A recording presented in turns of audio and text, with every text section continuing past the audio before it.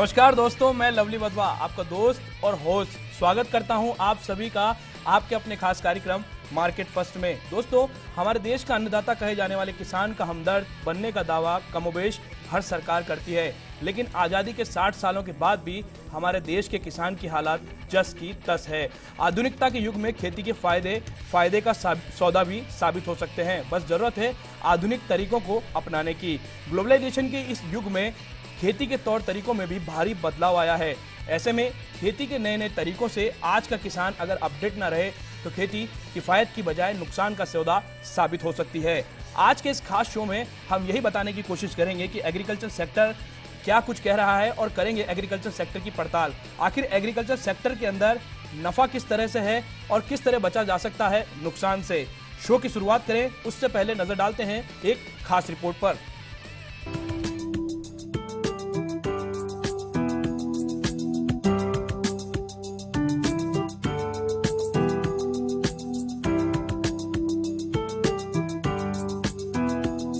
भारत की ग्रामीण अर्थव्यवस्था का मुख्य आधार कृषि है और किसानों की मुख्य आय का साधन भी खेती है।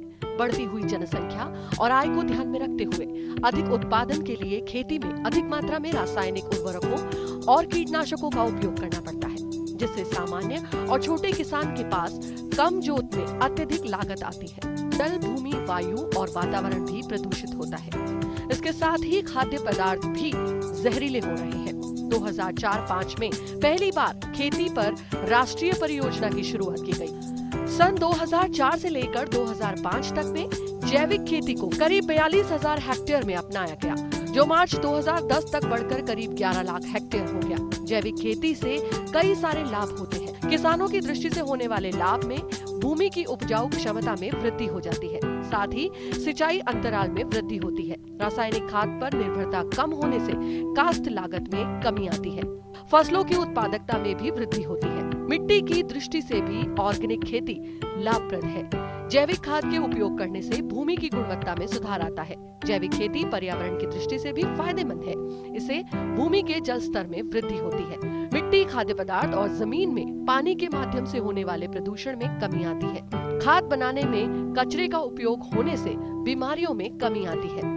फसल उत्पादन की लागत में कमी और आय में वृद्धि होती है। आज आवश्यकता है कि जैविक खेती का उपयोग किसान करे ताकि इसे व्यावसायिक रूप से आगे ला सके। तो आज मार्केट फर्स्ट में बात होगी जैविक खेती और उससे होने वाले लाभ के बारे में।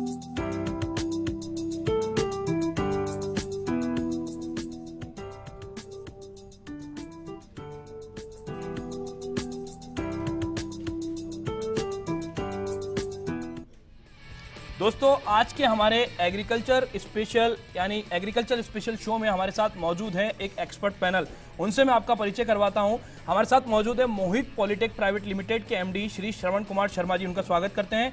श्री ऑर्गेनिक फार्मिंग के एमडी श्री पंकज सविता जी हमारे साथ जुड़ चुके हैं और दिनेश इरिगेशन प्राइवेट लिमिटेड से जो जीएम है वहां के श्री चित्तरंजन चतुर्वेदी जी, वो भी हमारे साथ जुड़ चुके हैं। साथ ही साथ में मेट्रो इरिगेशन से जुड़े हैं हमारे साथ श्री सत्येंद्र कुमार दादी जी, जो कि राजस्थान के स्टेट हेड है। सभी मेहमानों का स्वागत करते हुए आज के शो की शुरुआत करते हैं। सबसे पहले श्रवण जी, मैं आपके पास आना चाहूंगा। प्लास्टिक को आप बहुत अच्छे से पहचानते हैं, प्लास्टिक से बहुत अच्छे से आप मुखातिब हैं। राजस्थान के अंदर किसानों को पानी से सिंचाई करने के लिए अब प्लास्टिक के पाइप का उपयोग करना पड़ता है। इसकी डिफरेंट क्वालिटी आती है। सबसे पहले आप अपने संस्थान के बारे में बताएं और फिर बताएं इस पाइप की, इस प्लास्टिक की उपयोगिता।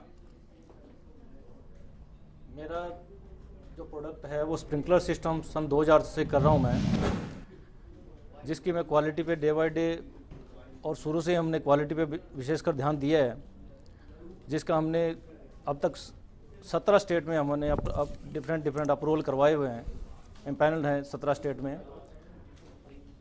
इसका बेनिफिट किसानों के लिए पहुंचाने के लिए हमने हमेशा के लिए अच्छी क्वालिटी का देना और गवर्नमेंट से जो जैसे जैसे सहयोग हो और गवर्नमेंट से कैसे सब्सिडी मिले, कैसे उसको बेनिफिट्स मिले, उसके लिए हम टाइम टू टाइम बताते आए हैं। लेकिन एक टाइम के बाद अब स्प्रिंकलर का टाइम जा चुका है। अभी ड्रिप इरिगेशन का जो टाइम आया है, इस युग में हमें स्प्रिंकलर को छोड़ के ड्रिप इरिगेशन में ध्यान देना है। हालांकि गवर्नमेंट पिछले 15 साल से ड्रिप में भी इतनी ज़्यादा अग्रसर है जितनी कि स्प्रिंकलर में थी पहले, अभी ड्रिप में भी वही है। पर अभी पिछले 2-3 साल से ड्रिप का सिस्टम कुछ गवर्नमेंट की सब्सिडी का सिस्टम कम होने से या कुछ उसकी कॉस्ट जो बढ़ने से किसान इसको अफोर्ड करने में इतने मुश्किल हो पा रही है उनको अफोर्ड करने में। बट बिना ड्रिप के आज राजस्थान के लिए तो बहुत मुश्किल है कि इसको इरिगेशन को या वाटर सेविंग जो सिस्टम जो हम बात कर रहे हैं कि पानी को बचाना है, वो बिना ड्रिप इरिगेशन सिस्टम के बहुत मुश्किल हो पाएगा। इसके लिए गवर्नमेंट को भी ध्यान देना पड़ेगा, साथ साथ मैन्युफैक्चरर्स को भी ध्यान देना पड़ेगा और किसान भाइयों के लिए इतने अवेयरनेस प्रोग्राम आपको करने पड़ेंगे जिससे कि किसान भाई इस चीज़ को समझ सके कि आज जयपुर डिस्ट्रिक्ट को हम देखते हैं कि बहुत ज़्यादा किसान भाई इसमें समझने लगे हैं, अपने आप आके कहते हैं कि हमें ड्रिप सिस्टम लगाना है, उनको फ़ायदा नज़र आने लगा है ड्रिप सिस्टम का। ये सब हम भी हमारी कंपनी में अच्छी क्वालिटी के साथ हम ड्रिप सिस्टम बना रहे हैं और हमने बहुत अच्छी कंपनी की जो मशीन इसका प्रोडक्ट करने के लिए लगाई हुई है, विंडसर मशीन्स लिमिटेड से हमने पहले दिन से ही हमने अच्छी कंपनी की मशीन लगाई है, अच्छा प्रोडक्ट बना रहे हैं जिससे किसी भी तरीके की किसान को तकलीफ नहीं हो। बिल्कुल शर्मा जी, आपके पास मैं वापस लौटूंगा, उससे पहले मैं श्री ऑर्गेनिक फार्मिंग के जो एमडी हमारे साथ जुड़े पंकज सविता जी, पंकज जी आपके पास आना चाहूंगा। मेरा पहला सवाल आपसे ये रहेगा कि ऑर्गेनिक फार्मिंग आखिर होता क्या है? ऑर्गेनिक फार्मिंग का मतलब किसान वर्ग का वो वर्ग जानता है जो आज के समय में हाईटेक खेती को कर रहा है। आम लोग किस तरह से ऑर्गेनिक फार्मिंग के बारे में जान सके उसके बारे में बताएं, उसके बाद आप अपने संस्थान के बारे में बताएं। लवली जी, जैसा कि आपने पूछा कि ऑर्गेनिक फार्मिंग बेसिकली है क्या, जो ट्रेडिशनल खेती पहले का किसान करता आया है वही ऑर्गेनिक फार्मिंग है। हरित क्रांति जब शुरू हुई, देश में खाद्यान्न की कमी हुई और उसके बाद हरित क्रांति शुरू हुई, अनाज की कमी होने के बाद वो खाद्यान्न की पूर्ति तो हुई भारत देश में, लेकिन उसके साथ साथ ही क्वालिटी ऑफ फूड या क्वालिटी ऑफ ग्रेन्स वो सब गिरा है नीचे। अभी आप जो जानना चाह रहे हैं कि ऑर्गेनिक फार्मिंग बेसिकली यही है कि हम उसकी क्वालिटी बढ़ाएं और जो इनपुट्स फार्मर के पास इजीली अवेलेबल होते हैं खेत पे वो अपना तैयार कर सकता है, फर्टिलाइजर और इसके अलावा दूसरे पेस्टिसाइड जो कि वो जैविक तरीके से या फिर बहुत देसी अंदाज में देसी तरीके से तैयार करे खेत पे, वही एक ऑर्गेनिक फार्मिंग है। दूसरा, मेरे संस्थान के बारे में थोड़ा बताता हूँ। मेरा संस्थान 2008 से रजिस्टर्ड है, श्री ऑर्गेनिक फार्मिंग। हम लोग ऑर्गेनिक फार्मिंग को प्रमोट करते हैं। मेरा संस्थान 7 साल पुराना है और इसके अलावा जब हमने स्टार्ट किया तो एक छोटे से गांव से स्टार्ट किया। आज पूरे राजस्थान में हमारी शाखाएं हैं, हर एक जिले में हर एक ब्लॉक पे हम लोग काम करते हैं। हमारी संस्था श्री ऑर्गेनिक फार्मिंग राजस्थान सरकार के कृषि विभाग के द्वारा पंजीकृत एक संस्था है जिसके अंदर सरकार के द्वारा चलाए जा रहे वे विभिन्न कार्यक्रम NHM, RKVY, NFSM योजनाओं में जो भी प्रोडक्ट कल्टीवेशन में हॉर्टिकल्चर में चाहिए होते हैं उसमें हम लोग अनुदान पे जो योजनाएं हैं वो हम किसान के लिए करते हैं। दूसरा, इसके बाद में हमारी दूसरी company Indian Technofarm agri business private limited है, उसमें हम टेक्निकल खेती जो फार्मिंग में चाहिए वो किसान तक पहुंचाते हैं। चूंकि ये नाम से ही समझ में आता है कि टेक्नोफार्म, हम लोग टेक्नोलॉजी को फार्म तक पहुंचा रहे हैं। दूसरा, एग्री बिजनेस, यानी हम किसान को खेती नहीं मानते, उसका बिजनेस हम सोचते हैं कि वो एक बिजनेस है और उसी तरीके से हम उसको प्रमोट कर रहे हैं एक्टिविटीज़ को उसके लिए। हाँ, चित्ररंजन जी का रुख करना चाहेंगे। दिनेश एरीगेशन से हमारे साथ जुड़े हैं, वहाँ के GM हैं। चित्ररंजन जी, आपसे मैं जानना चाहूँगा आपके संस्थान के बारे में। आपका संस्थान किस तरह से कितने पुराने समय से अपने क्षेत्र में काम कर रहा है? देखिए सर, आज के रिक्वायरमेंट के हिसाब से पहले एक टाइम था जबकि हमारे पास में सफिशेंट पानी, बहुत ज़रूरत से ज़्यादा पानी हुआ करता था।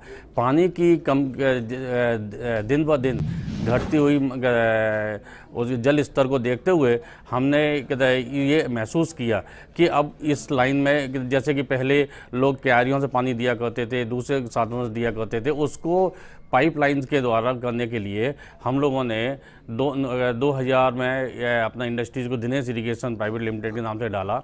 शुरुआत में एक मशीन के द्वारा हमने राजस्थान के मार्केट को स्टार्ट किया। आज हम अपना भारत के करीब 16 स्टेट के अंदर हमारा रजिस्ट्रेशंस है, जहां पर हम PVC pipe, HDP pipe, sprinklers, drip irrigation में भी इनलाइन, ऑनलाइन, मिनी फुहारा, इन सबों की मार्केटिंग करते हैं। खुद अपना प्रोडक्शन है। इसमें हमारा एक सबसे बड़ा एक ही उद्देश्य ये रहता है कि हम जो काश्तकार को दे रहे हैं तो उसके पैसे की पूरी हम वैल्यू उसको दे सकें।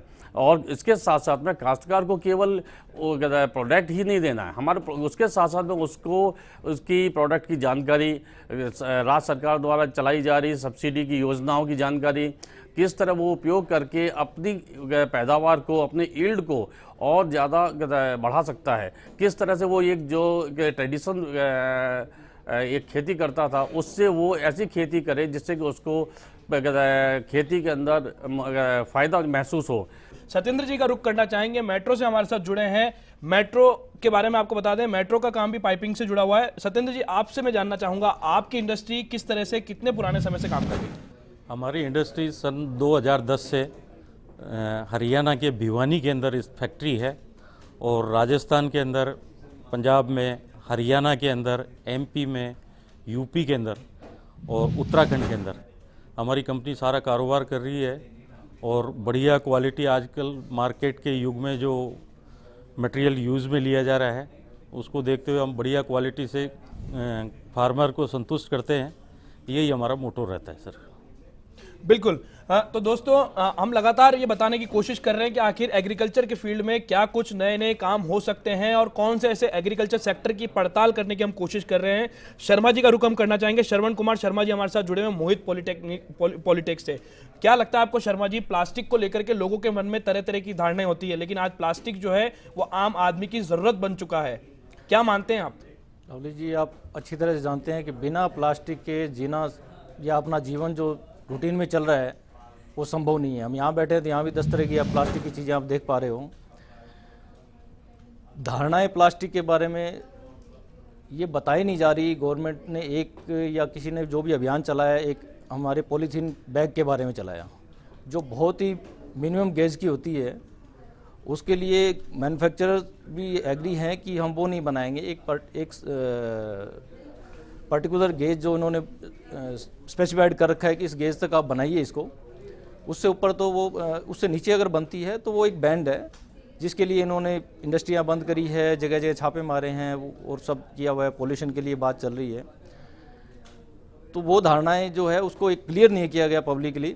सेकेंडरी हम बात करते हैं कि जगह जगह कचरा होता है, ये पोल्यूशन होता है। इसका मैं आपको उदाहरण देता हूँ। इसी इंडिया के अंदर साउथ इंडिया में, चेन्नई में, इसका सबसे पहले इन्होंने 2010 के अंदर जितना भी प्लास्टिक का कचरा है उसको रोड में यूज़ किया। उस रोड की durability more than 5 times durable road बनी वो, उस प्लास्टिक के कचरे को यूज़ करके।